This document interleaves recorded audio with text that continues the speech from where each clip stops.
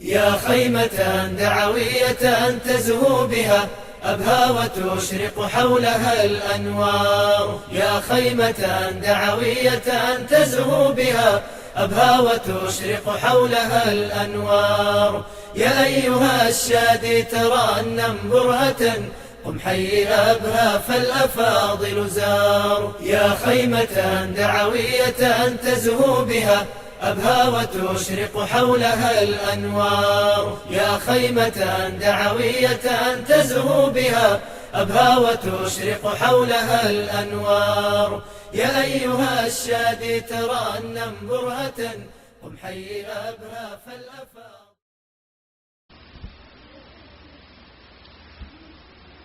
الحمد لله على إحسانه والشكر له على توفيقه وامتنانه، ونصلي ونسلم على أشرف خلقه محمد وعلى آله وصحبه وإخوانه. حياكم الله وبياكم وبارك في خطاكم.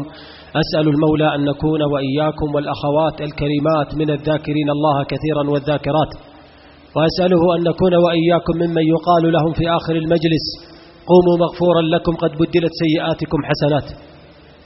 نعمة من الله ومنة من الله أن نجتمع وإياكم على ذكر الله وعلى طاعة الله، نشتري رحمة الله عز وجل بهذه الخطوات التي نأتي فيها وبها إلى الله.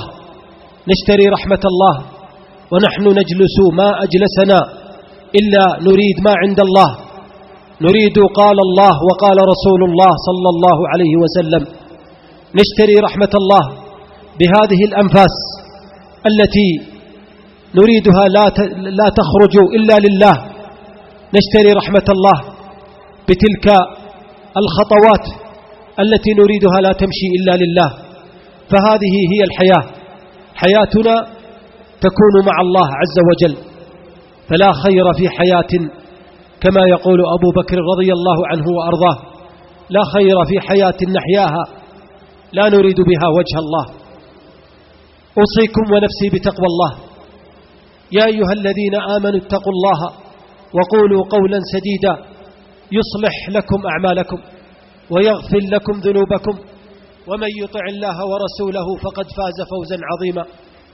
التقوى أحبتي في الله هي اللباس، ولباس التقوى ذلك خير. التقوى أن تعلم علم اليقين أنك فقير محتاج إلى الله، فقير في كل شيء، حتى برأيك، بذهابك، بإيابك، بأنفاسك، بنومك، بسفرك، بحاجة إلى الله عز وجل ترضيه. شعارك لا لغضب الله، شعارك لا لسخط الله.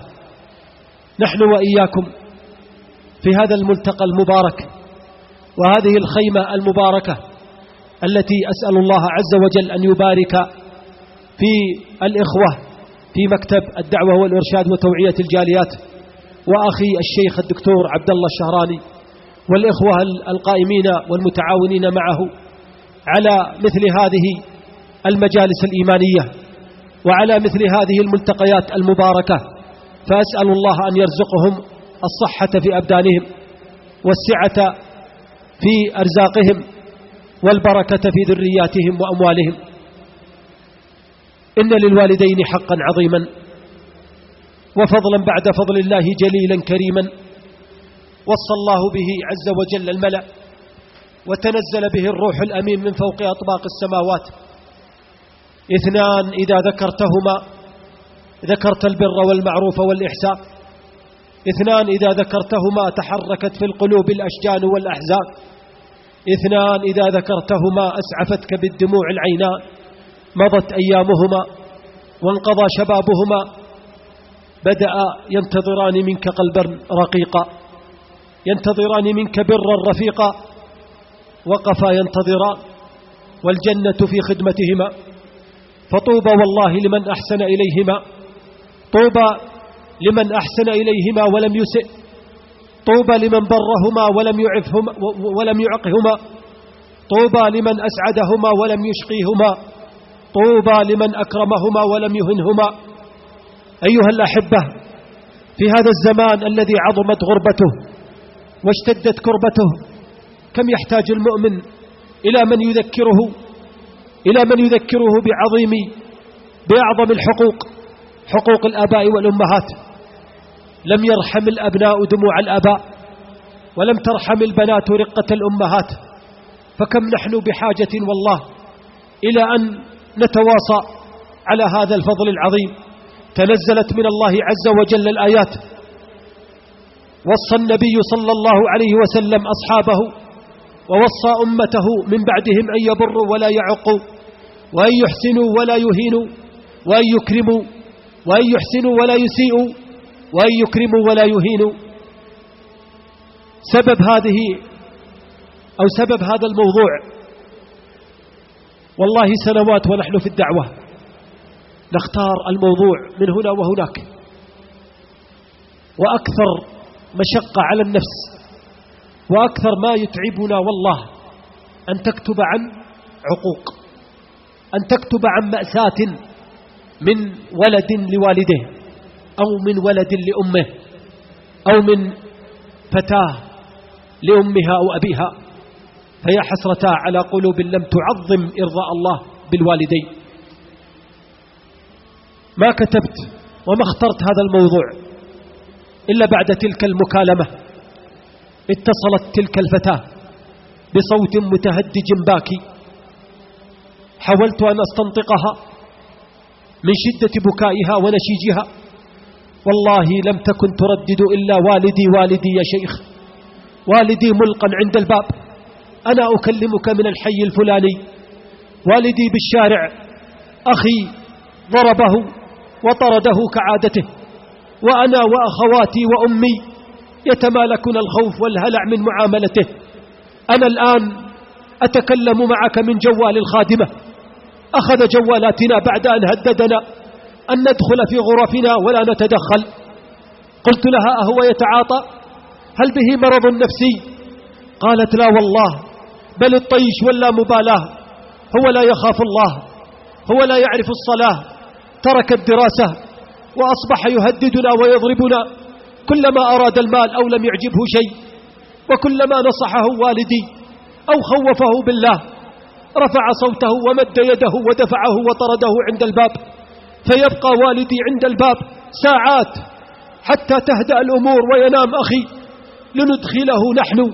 سنوات ونحن على هذا الحال، سنوات ونحن على هذا الحال. قلت لها أما أبلغتم أحد؟ قالت لا والله، والدي يستحي، والدي يستحي من الجيران، والدي يستحي من الفضيحة. لكن إلى متى يا شيخ؟ إلى متى الوضع لم يعد يطاق؟ لا يشعر بنا أحد ولم يتدخل لإنقاذنا بشر، هم يخافون فلا يتدخلون. أمي تردد ما لنا إلا الصبر، لكن خلاص لم نعد نطيق. قلت لها أين والدك الآن؟ بكت وهي تردد ملقا عند الباب. سألتها بالله أن تعطيني وصف البيت. أوصيت أحد الإخوة الذين يسكنون في نفس الحي ليذهب ويرى والدها إن كان هناك. ذهب الأخ يقول ليتني لم أذهب، والله رأيت ذلك الشيبة الكبير متلفع بشماغه ولحيته تقطر دموعا، يقول اقتربت منه فبدأ يتصدد عني، حاولت أن أكلمه فطأطأ رأسه إلى الأرض. قلت له يا والدي لا تجزع ما دام الله معك، لا تجزع يا والدي ما دمت بقرب الله وما دام رضاك في رضاه. يقول حاولت معه أن يركب معي السيارة وأنا أقول له حالك هذا لا يرضي الله يا والدي، سنبلغ الجهات الأمنية لتأخذ عليه تعهد.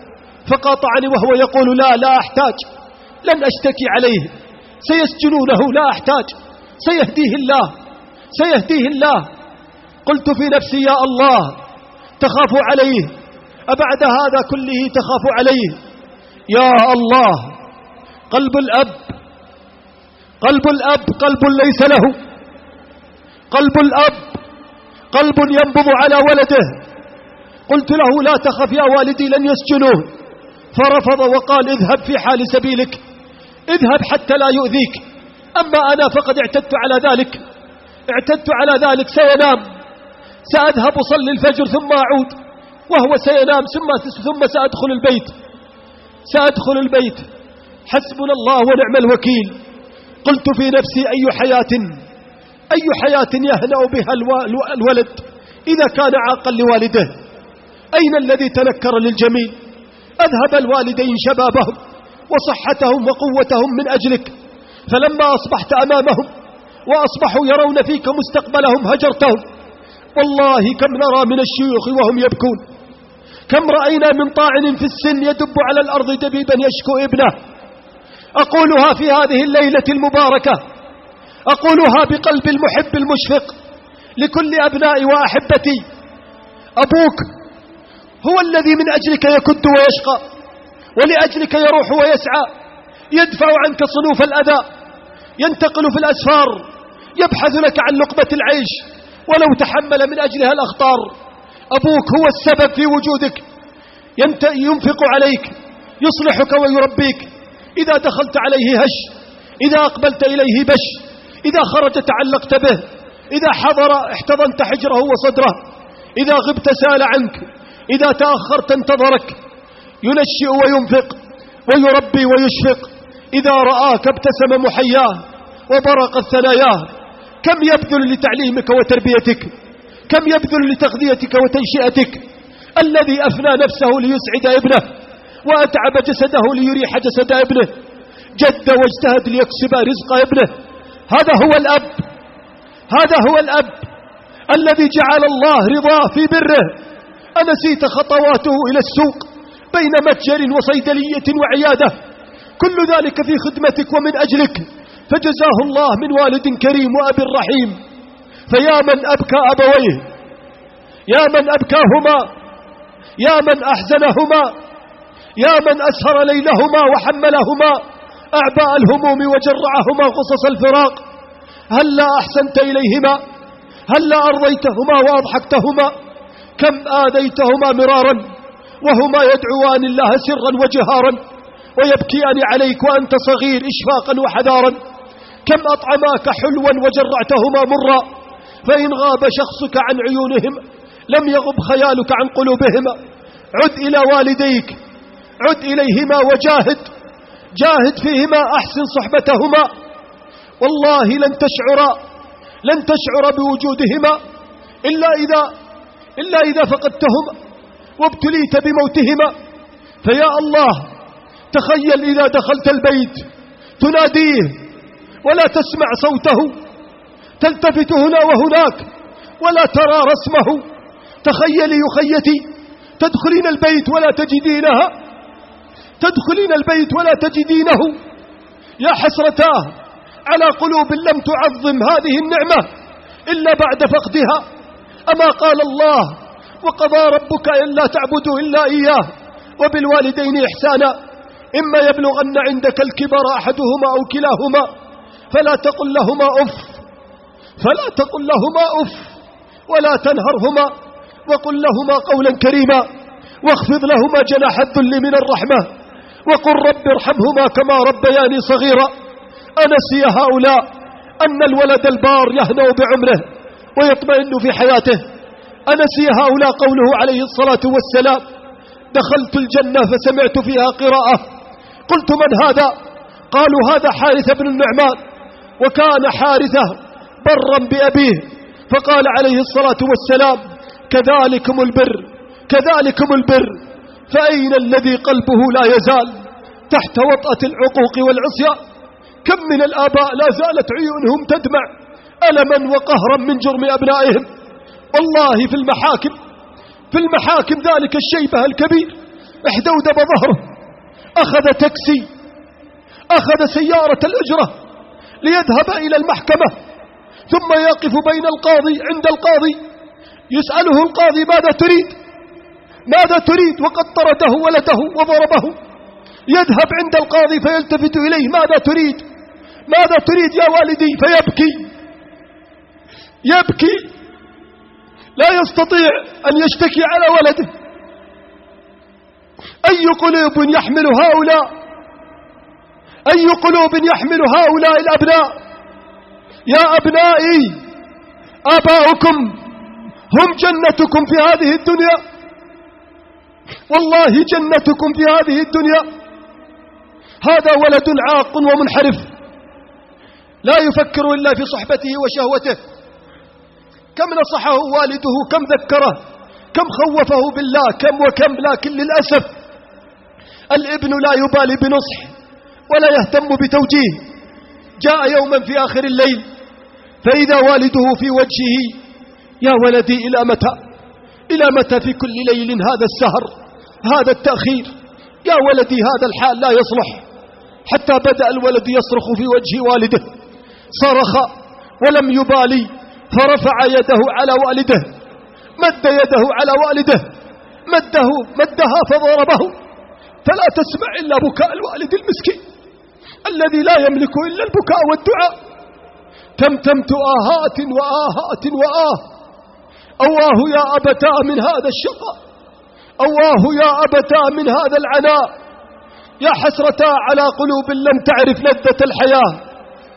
أبتاه لا تجزع لخطب حادثة، إن التصبر معدود من الهمم. أبتاه هذه صروف الدهر موجعة، أبتاه فالتزم الصبر في كل البلاء، إن المصائب تجلي العبد من إثم. حلفت بالله إن العسر مرتحل، حتى ولو طال يوم الحزن والألم، وكل عسر سيأتي بعده فرج. أقسمت بالله رب الأشهر الحرم، وكل شدة حزن بعدها فرح. تمر الأيام والولد العاق مستمر على قسوته، حتى أصبح والده يردد ويقسم بالله أن يدعو على ولده في بيت الله الحرام. لم يعد يطيق، لم يتحمل، في كل ليل صراع مع ولده، حتى بدأ يدعو على ولده. وصل الحرم، تعلق بأستار الكعبة، أخذ يدعو على ولده أن يصيبه الله بالشلل. تمر الأيام والأب حزين مهموم، والولد لا يبالي ولا يهتم. فلا إله إلا الله قال عليه الصلاة والسلام: 3 دعوات مستجابات لا شك فيهن: دعوة الوالد على ولده، ودعوة المسافر، ودعوة المظلوم. وقد اجتمعت هذه الدعوات ال3 لهذا الوالد المسكين، يدعو على ولده وهو مسافر وهو مظلوم، يدعو حتى استجاب الله. حادث سيارة لولده مع صحبته، والله كلهم نجوا، كل الذين معه نجوا إلا هذا الولد، يصاب بشلل رباعي فلا يتحرك إلا رأسه. سنوات ووالده بقربه يبكي، وولده لا ترى منه إلا الدموع. يا حسرتاه حين لا ينفع الندم، يا حسرتاه حين لا ينفع الندم. أمسلم تربى على الإسلام، أمسلم تربى على الإسلام يعق والديه، جريمة كبرى ورزية عظمى. ألم يجعل الله حق الوالدين في القرآن بعد حقه: واعبدوا الله ولا تشركوا به شيئا وبالوالدين إحسانا. أما أمرنا الله بشكرهما بعد شكره: أن اشكر لي ولوالديك إلي المصير. يسأل عليه الصلاة والسلام: أي الأعمال أفضل؟ فيقول: الصلاة على وقتها. قيل: ثم أي؟ قال: بر الوالدين. الصلاة على وقتها هذا حق الله، ثم بر الوالدين، ثم إن الله حرم الإساءة إليهما ولو بكلمة أف. هذا في حق من يقضي الحاجة لهما، لكن بتأفف وتضجر، هذا عقوق. فكيف بمن يرفض قضاء الحاجة أصلا؟ فكيف بمن لا يريد أن يختمهما؟ كيف بمن ينصرف عنهما؟ كيف بمن إذا اتصلوا عليه اعتذر منهما؟ كيف بالبنية التي تطلبها أمها أن تعينها وتساعدها في خدمة البيت وتتضجر وتنسحب وتنصرف؟ كيف بالبنية التي تقول لأمها: أنت معقدة، أنت مريضة، أنت لا تفهمين؟ يا حسرتاه على لسان يحمل هذا الكلام. على من؟ على الأم، على من؟ على الأب. بل كيف بمن يقطعهما البتة؟ كيف بمن يشتمهما؟ كيف بمن يضربهما؟ إن من القلوب والله من هي أشد قسوة من الحجارة، وما أشد العقوق وما أبشعه حينما يكون الأبوان في حال الكبر والضعف أشد ما يكونان حاجة إليك فتنساهما وتتخلى عنهما. بعضهم يقدم زوجته على أمه، وآخر تغره وظيفته ومنصبه، وآخر يطغيه المال والمرتب، وآخر يرسلهما إلى دار العجزة والمسنين. تدندن على رأسه زوجته فيضع والدته في غرفة الخادمة، ثم بعد ذلك تتضايق الخادمة فيأتي لأمه ويقول لها: وجدت لك مكانا أفضل. إلى أين يا ولدي؟ اركبي معي، وجدت لك مكانا أفضل. فتجد نفسها في دار العجزة والمسنين 7 سنوات ولم يفكر في زيارتها. يا حسرتها.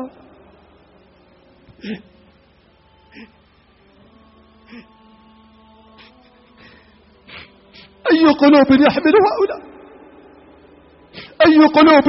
هؤلاء. في رمضان الماضي خرجت من صلاة التراويح، والله يا أخوان وأنا عند سيارتي أردت أن أركب السيارة فإذا بامرأة مسنة تقف عند السيارة، ظننت أنها تريد مالا، أخرجت ما يتيسر فإذا بها تقول: يا ولدي لست بحاجة مال، أنا لست بحاجة مال، الحال ميسور، لكن الذي جاء بي إليك لقد تعبت والله. في كل يوم يطردني هو وزوجته. مرضت ومكثت في المستشفى أيام ولم يمر علي، بل طلبت منه مصاريف للعلاج وهو يقول: ليس عندي شيء. كم يصرف على أبنائه من اللعب، كم يصرف على زوجته من الهدايا، وأنا يقول: ليس عندي شيء. تقول: والله إنني لا أستطيع أن أدعو عليه، لكنني أدعو على بطني الذي حمله، أدعو على بطني الذي حمله وعلى ثدي الذي أرضعه. أي خير يريده الأبناء والبنات، أي رحمة يرجونها، أي بركة في حياتهم ينتظرونها. والله ليس لهم إلا السخط والغضب من رب العالمين. ألم يقل عليه الصلاة والسلام: إن سخط الرب في سخط الوالد، وإن رضا الرب في رضا الوالد. والله إنهم لو صدقوا في طلب مرضاة الله ورحمته لوجدوها في بر الوالدين. والله لو أحسن إليك حيوان مرة واحدة لما نسيت الجميل، فكيف بأبيك وقد أحسن إليك الدهر كله. متى ندرك أن عقوق الوالدين ظلم عظيم؟ متى نعي وندرك أن الله يعجل بعقوبة العاق في الدنيا قبل الآخرة؟ أما قال عليه الصلاة والسلام: كل الذنوب يغفر الله منها ما شاء إلا عقوق الوالدين، فإنه يعجل لصاحبه في الحياة قبل الممات. يا غافل والله لو لم تسمع من المحاضرات، لو لم تجلس على حياتك لم تحضر ولا محاضرة إلا أن تسمع هذه الجملة: أن جنتك بين يديهم، أن جنتك في قدميهم. يا غافل والدك هو الذي بظله تتنفس وتستعيد قواك. أي نوم تنعم به وقد أغضبته وهجرته؟ بعض الأبناء والله لم يفكر في عظيم فضلهما وجميل إحسانهما، والآباء يتحملون ويتغافلون، ومن عطفهم وحنانهم يصبرون ويتحملون. والله رأيته في المطار شيبة كبير احدودب ظهره، يدفع حقائبه دفعا، يحمل حقائبه لوحده بيده، وابنه في سن المراهقة خلفه يقلب جوال البلاك بيري بلا مبالاة. قلت له: هذا والدك يحمل الحقائب؟ فنظر إلي قال نعم. قلت وأنت ماذا تفعل؟ ماذا تفعل؟ ما أشقاها من ساعة، تلك الساعة التي لا تفكر فيها بخدمتهما ورد جميلهما، والله ما أتعسها من ساعة. تلك الساعة التي ينصرف عنك والدك غضبانا متضايقا منك ومن سلوكك ورفع صوتك، ما أتعسها من لحظة التي ينام والدك وهو غير راض عنك، تغضبه بسبب شيء تافه من توافه الدنيا، تحزنه من أجل جوال لم يشتريه أو سيارة لم يحضرها لك، تغضبه من أجل نزهة مع أصحاب، تحزنه وترفع ضغطه من أجل ريالات. هو يجمع الدنيا لمن؟ أليس لك أنت؟ هو يكد ويكدح لمن؟ أليس لك أنت؟ كم واجه المصائب والملمات من أجلك ومن أجل راحتك. تذكر أنه يحبك حبا جما، وخوفه عليك وحكمته التي تغلب حكمتك تجعله يتأخر في تلبية طلباتك، فقد يرى ما لا ترى، وقد يكون مهموما بدين أقض مضجعه أو بأمور أهم مما تفكر فيه وتبتغيه. والله لن يشعر بحقه وعظيم قربه، والله لن يشعر بحقه وعظيم قربه، ولن يدرك مكانته وقدره إلا من فقده. رأيتهم والله أبناء يبكون ويتباكون حينما فقدوا أباءهم. كان بقربي أحد الأبناء ونحن نصلي على والده، نصلي على جنازة والده، وكان بقربي أحد أبناء الميت، والله كان يبكي بكاء لم يتمالك نفسه، يكاد أن يسقط، أنين ونشيج وبكاء. صلينا وسلمنا وحملنا جنازة والده ولم ينقطع أنينه ونشيجه وبكاءه. فلما وصلنا إلى المقبرة احتضنته وصبرته يبكي، يقول لي 3 سنوات لم أرى والدي، أنا أدرس بالخارج 3 سنوات ووالدي في المستشفى ينادي باسمي وأنا لم أشعر بعظيم هذا النداء. احتضنته فقلت له تصبر والبر يستمر حتى بعد الممات. يقول لي أخو هذا الولد، يقول لي أخوه، يقول والله جاء أخي وانطرح بين يدي والدتي فأمسك بتذاكر العودة وقطعها وهو يبكي تحت قدمي أمي ويردد راح أبوي وأنت أمي وأبوي، راح أبوي وأنت أمي وأبوي. يا ولدي أفق من غفلتك، يا ولدي يا بنيتي أفق من غفلتك قبل دمعتك، أفيقوا من هذه الغفلة قبل دموع الندم. تذكر حبه لك وحرصه عليك وفخره بك. كم من الأبناء والله شعروا بالنقص والحرمان من أول ليلة أودعوا آباءهم في القبور، شعروا بالنقص والحرمان وحسوا أن البيت قد فقد أعظم إنسان. والله لن تشعر بفقده إلا إذا دخلت البيت يوما ولم تجده، تبكي أو لا تبكي، تبكي أو لا تبكي، والله لن تعوضه، تبكي أو لا تبكي لن تعوض الأب والأم. تبكين يا بنيتي أو لا تبكي، تبكين يا أخيتي أو لا تبكين، والله لن تعوضين مكانته. يقول أحد الإخوة يقول والله لقد علمتنا أختي معنى البر وفضل الوالد. يقول أختي لم تكن تذكرنا أو توجهنا، بل كانت نموذجا ومثالا للجميع في برها وتضحيتها لأبي. يقول كنا 4 إخوة تزوجنا جميعا وانصرفنا بعد وفاة والدتي إلا أختي نورة 20 سنة ونورة مع أبي لا تفارقه.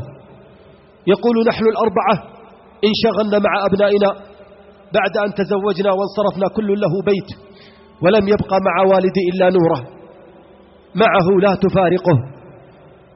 يقول مرض أبي ويأس الأطباء منه، ونوره أختي والله معه تغسله وتنظف القذر من تحته وتنام بقربه، تقرأ عليه وتخلق البسمة على وجهه. يقول والله حتى مناسباتنا الخاصة تعتذر أختي نوره وهي تردد جنتي لا أفارقه، جنتي هو سعادتي. يقول كنت أحثها أنا وإخوتي، كنا نحثها على الرضا بالزواج ممن تقدم إليها فالعمر لا يرحمها. تزوجي يا أختي، تزوجي، الخطاب كثر يأتيك من هنا وهناك، ما الذي يمنعك؟ فقالت تقول والله وهي تبكي وتقول لا تفتح معي هذا الموضوع، أتريد أن أنشغل عن أبي كما انشغلتم وانصرفتم أنتم؟ يقول في العام الماضي مرضت أختي نورة، مرضت وأخذتها للمستشفى، فذكر الأطباء أن هناك ورم في صدرها ولا بد أن يتم استئصاله. يقول والله كانت تؤجل وترفض، كلما قلت لها هيا إلى المستشفى، والدي بخير واهتمي بنفسك سنذهب للمستشفى. يقول كانت تبكي وتقول لا تفتح معي هذا الموضوع ولا يعلم والدي، أقسم عليكم ألا تخبروا والدي. يقول تردد حالة والدي وأدخل في العناية، ونورة كذلك تعاني وتتألم، لكنها تتحمل ما لا تطيقه الجبال، فلا تشكو إلا إلى الله ما أصبرها وما أبرها. يقول أدخل والدي العناية وهو لا يعلم عن مرض نوره ولم نخبره طلبا لنوره التي استحلفتنا بالله. يقول والله كلما دخلت على نوره أختي وهي بقرب أبي لا أدري أسألها عن حالها وتعبها أم أسألها عن أبي الملقى على سريره الذي لا يشعر بنا. قلت لها يا أختي دعينا ما دمنا في المستشفى، دعينا نذهب للمختبر بالأسفل لنجري بعض الفحوصات ونتوكل على الله باستئصال ما بك. يقول كانت تبكي وهي تردد لا تفتح معي هذا الموضوع. أودعت أمري إلى الله، أودعت أمري إلى من بيده شفائي. من الذي يرحمنا أليس هو الله؟ من الذي ينزل علينا الرحمات أليس هو الله؟ أعظم رحمة أليست في بر والدي؟ يقول تبكي، أحتضنها وأقول لها عظم الله أجرك. تقول والله إنني أشعر بلذة على رغم معاناتي وألمي، أشعر بلذة وأنا بقرب جنتي. يقول في نهاية رمضان الماضي جاءني اتصال من المستشفى قرابة الساعة 3 فجرا. يقول اتصلت على إخواني وتوجهنا للمستشفى، دخلت غرفة والدي فإذا بالسرير خالي، فلم نجد إلا نوره، وجدناها على سجادتها ولم نسمع إلا بكاءها وأنينها ونشيجها. يقول رفعتها احتضنتها وهي تبكي وتردد مات أبوي يا خالد، مات أبوي يا خالد، راحت الجنة يا خالد. يقول وأخذتها للبيت وذهب إخوتي لإنهاء إجراءات استلام الجثة والدفن. يقول دخلت معها البيت، دخلت مع أختي نورة البيت فأسرعت إلى غرفة أبي وأخذت ملابسه وبدأت تقبلها وتمسح دموعها بملابسه، ثم انطرحت على فراشه وهي تبكي وهي تردد جنتنا وين؟ أين الجنة؟ راحت أمي، راحت الجنة، راح أبوي، راحت الجنة. يقول احتضنتها وقلت لها تصبري والله إنك قد قمت بما لم نقم به نحن، 20 سنة وأنت معه في كل وقت وبأنفاسك. قالت والله ما قدمت شيء، قالت والله ما قدمت شيء. هنيئا لها والله، هنيئا ثم هنيئا لها. يقول تمر الأيام فأخذت نورة للمستشفى، أخذتها للمستشفى لاستكمال الفحوصات. قال الطبيب للأسف لقد انتشر الورم في بقية جسدها. يقول لم نخبرها، بدأت تتناول الكيماوي بقلب صابر يملأه اليقين والإيمان. يقول والله شهور وهي هكذا حتى بدأ المرض يأخذ من جسدها، حتى بدأ الوهن، وبدأ يظهر عليها التعب الشديد. أصبحت لا تتكلم.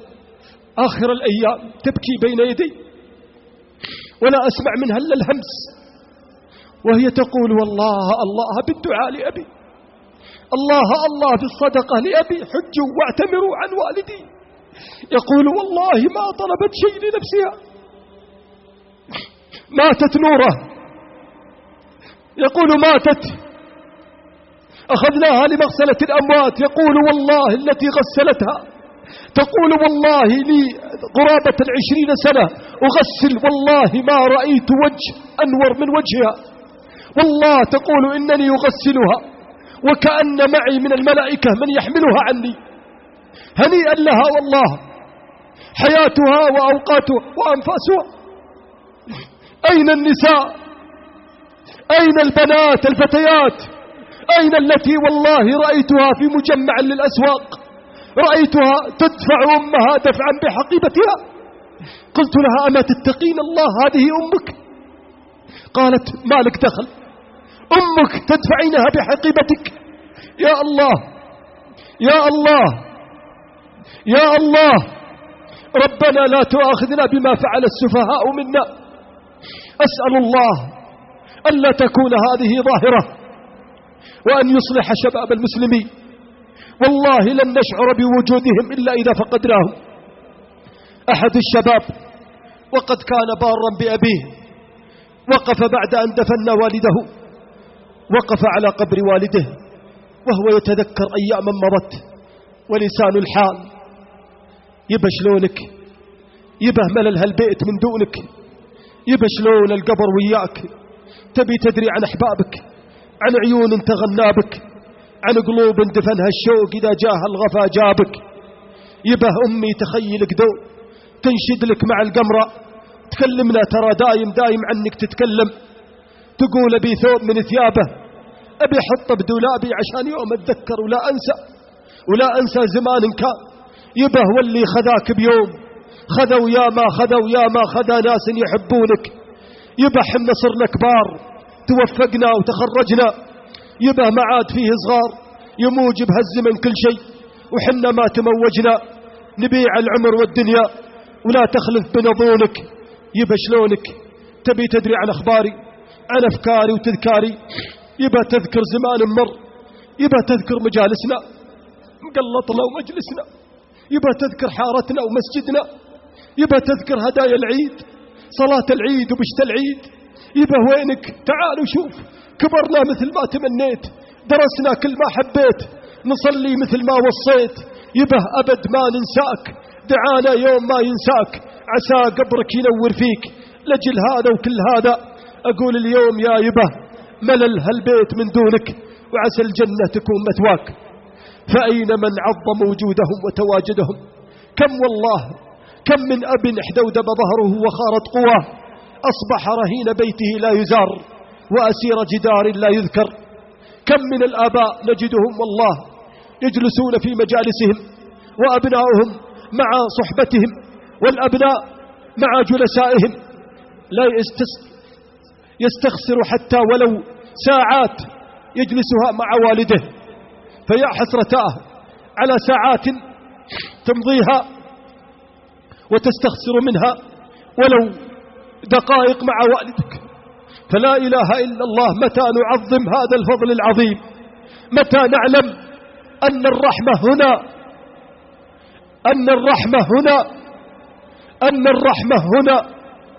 فيا من فقدت والدك، تسمعني، ابكي على فقده.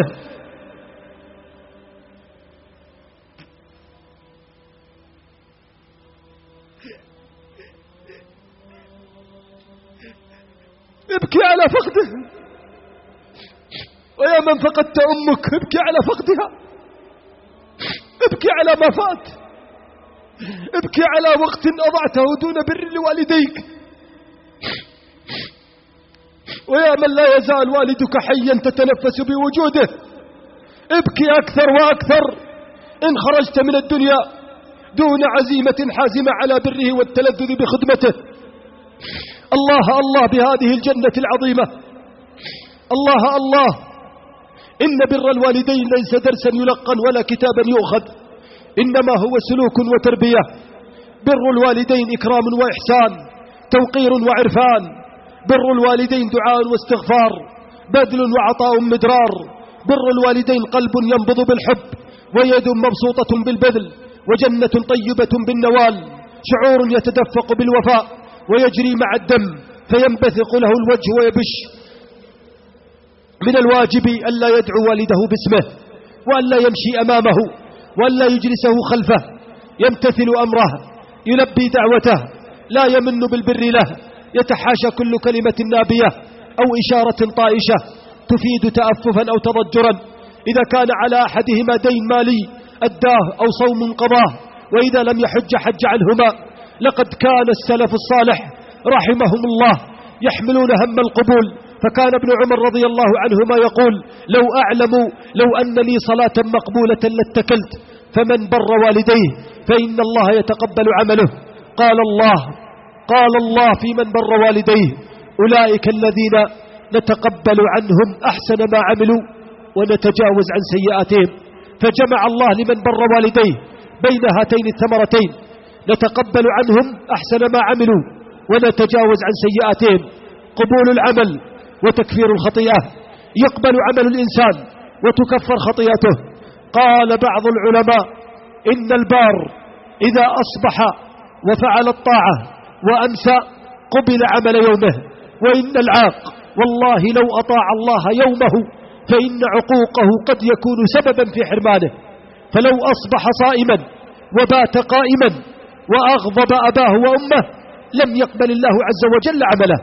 وقد ذكر الله في قطيعة الرحم أنها تلحق بالإنسان العمى والصمم، فقال الله: أولئك الذين لعنهم الله فأصمهم وأعمى أبصارهم. قال الله: أولئك الذين لعنهم الله في من قطع رحمه. أولئك الذين لعنهم الله فأصمهم وأعمى أبصارهم. فإذا كان هذا في من قطع رحمه، فكيف بمن عق والديه والعياذ بالله؟ فخير ما يجنيه من بر الوالدين قبول العمل. ونصيحتي إلى الآباء والأمهات حتى لا يذوقوا غدا العقوق من أبنائهم: ربوا أبنائكم على تعاليم الإسلام. وأؤكد على الصلوات الخمس بدءا بصلاة الفجر: الصلاة وما ملكت أيمانكم. والله إنها هي التربية، والله إنها هي التربية، والله إنها هي التربية. من يربي أبنائه من الصغر على الصلوات، وبناته على الحشمة وعلى الحجاب. الحشمة والحجاب. الحجاب يا أخوة، صلاة الأفراح بدأت تغص والله بملابس الكافرات. بنات أعمارهن 12 و14 أصبحنا يكشفن الوجه. منذ متى أصبحنا يلبسن القصير إلى نصف الفخذ؟ منذ متى؟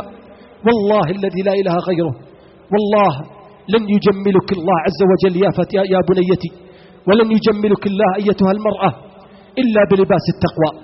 والله لن يكتب الله لك القبول في قلوب الناس وفي أعين الناس من النساء التي ينظرن إليك إلا بلباس التقوى.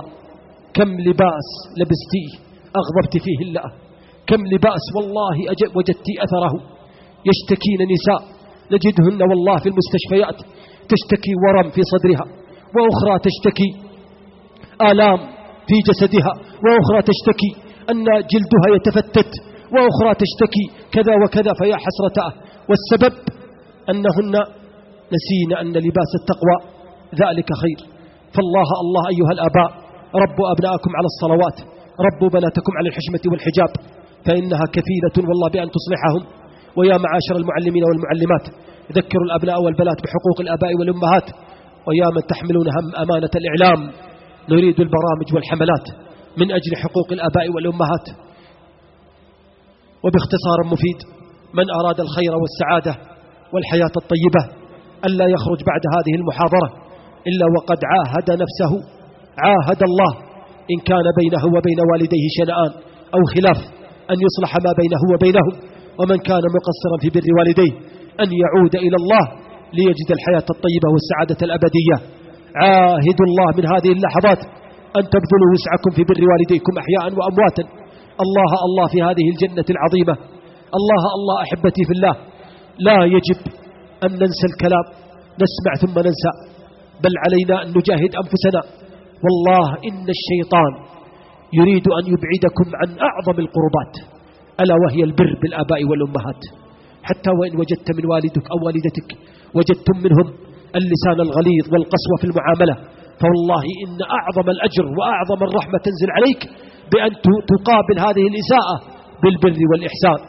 فما أجملها من صفعة تأتيني من والدي وأقابلها بإحسان، وما أجملها من كلمة قاسية من والدي وأقابلها بإحسان.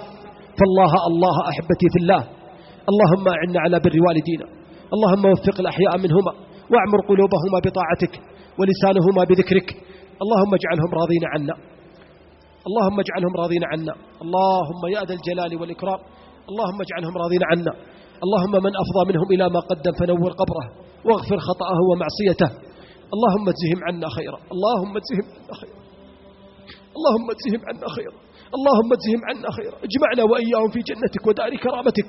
اللهم اجعلنا وإياهم على سرر متقابلين يسقون فيها من رحيق مختوم ختامه مسك. اللهم أصلحنا وأصلح شبابنا وبناتنا، اللهم أعلي همتهم وارزقهم العمل لما خلقوا من أجله.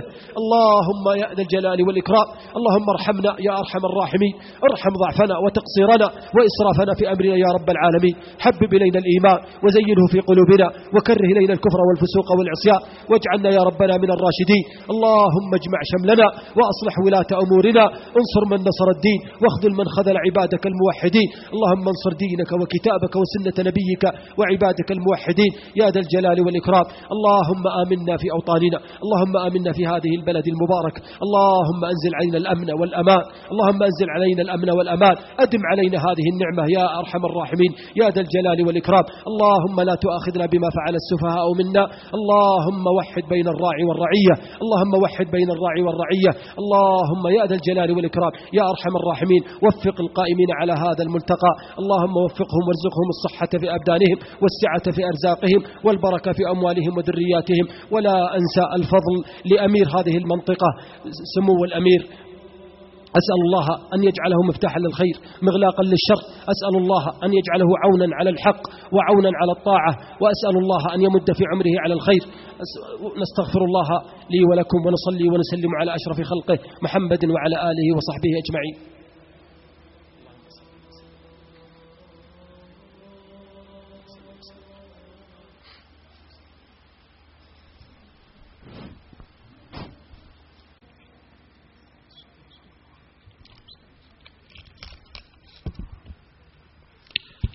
شكر الله لفضيلة الشيخ مشعل العتيبي هذه المحاضرة القيمة، نسأل الله سبحانه وتعالى أن ينفعنا وإياكم بما قال. هنا طلب من الأخوة في الخيمة، خيمة الأجر الدائم، من فضيلة الشيخ تحفيز الحاضرين على الاستقطاعات، ومثل هذا العمل الدعوي الذي ترونه أمامكم لم يأتي إلا بجهد المحسنين أمثالكم. نعطي الشيخ هذا الاستفسار لعله أن يحفزنا جميعا للعمل الصالح. الحمد لله والصلاة والسلام على رسول الله. أنا الوقت الساعة 9 الطائرة، لذلك ولا كان جلست للأسئلة كلها. وأشهد الله أني أحبكم في الله، وما جئت من الدمام إلا لهذه الجملة، أشهد الله أني أحبكم في الله فردا فردا. وإلا والله إن الذين المشايخ والإخوة والأفاضل إنهم أخير مني لإلقاء المحاضرات، لكني جئت فقط لأكسب الأجر وأقول لكم أشهد الله أني أحبكم في الله، وأسأل الله أن نكون وإياكم من المتحابين فيه يوم يظلنا في ظله يوم لا ظل إلا ظله. أقول لكم يقول الله عز وجل لن تنالوا البر، تأمل هذه الآية، لن تنالوا البر حتى تنفقوا مما تحبون. قال الله وتحبون المال حبا جما. لن تنالوا البر، البر مطلقة الله عز وجل يناديك إذا أردت الخير، إذا أردت أن يفرج الله عنك الهم والغم، إذا أردت الله أن يشفي لك مريض، إذا أردت الله عز وجل أن يحييك الحياة الطيبة فتصدق. والله إن أثر الصدقة عجيب. والله يا أخوان لو أمكث أتكلم عن ما وجدناه من أثر الصدقة من القصص والله ما انتهينا.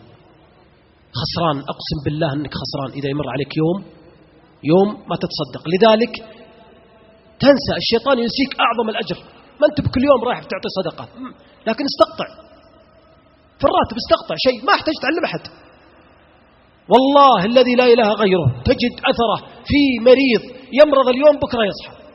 الصدقة والله تجد أثره في كسل عن صلاة فجر، تجد نفسك نشيط لصلاة الفجر بالصدقة. خيرها عظيم عظيم عظيم ما تتوقعوا، والله ما تتوقعوا. تنفق مما أعطاك الله عز وجل، والله يعلم أنك تحبه حبا وتتعب أنفاسك ووقتك وجهدك للمال ثم تنفقه لله. هذا عظيم عند الله، عظيم. 5000 قط منها 100 يا أخي قط منها 50 راتب. 10,000 قط منها يا أخي 10 ريال. روح للإخوان قل نبقى 10 ريال هذه لله. إذا مت تستمر. قد الله ما يرزق ولد، قد الله يرزق ولد مريض مبتلى ما يعرف الدعاء، قاسي، من الشباب الذين ابتلاهم الله ولم تجد من يدعو لك. الإخوة انصرفوا، الأبناء تجمعوا هنا وهناك، قد يكون ورثت لهم أموال انصرفوا بالأموال. والله أعرف الذين أعرفهم، أنا أعرفهم 6 الآن من العوائل والله ترك لهم أبوهم من الأموال ما الله به عليم. والله إلى الآن ما وزع الإرث، سنوات ينطحون بالفلوس يمين يسار، بعثوا الفلوس. مسجد ما بنوا. والله واحد منهم أعرف البنك فيه فوق 9 ملايين، حنا اللي مسوون حصر الورثة. يا أخي يدفع 100 ريال يا رجال، بعدين لاحقين أهل الخير ما يقصرون. لذلك أنت استقطع اليوم، تذهب أنت تستقطع، غدا والله لن تجد من يستقطع لك. اذهب واستقطع. أنت لا تستقطع حتى تدخل الجنة، لا، الجنة عند الله. أنت تستقطع حتى ترتاح في الحياة، ترتاح حياة طيبة سعادة، يرفع الله عز وجل عنك وعن ذريتك الأسقام والابتلاءات. زوجة قاسية يصلحها الله بصدقة تدفعها، أبناء غافلون تدعو وتتصدق من هنا فيأتيك الأجر ويأتيك الفضل. فوالله يا أخوان لو لم تستفيدوا من جميع الملتقى إلا هذه الجملة اللي قلتها، أنك تتصدق، لم تخرج إلا بأنك تتصدق، والله فزت بشيء عظيم ما تتوقع. والله فزت بشيء عظيم ما تتوقع. خذ من أموالهم ماذا قال الله؟ صدقة تزكيهم وتطهرهم. طهرك الشيطان اللي متلبس فيك يا أخي بالصدقة تطهر.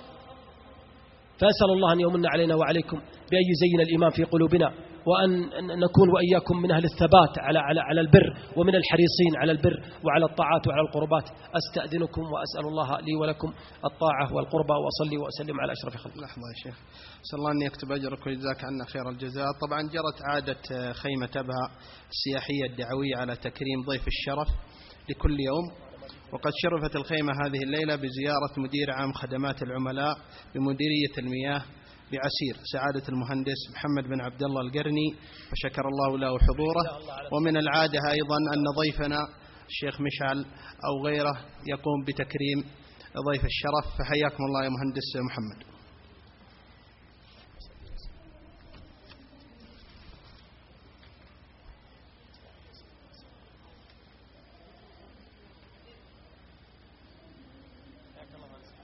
حياكم الله يا مهندس محمد، شكر الله لكم. الله يجزاكم عنا خير، شكر الله لك.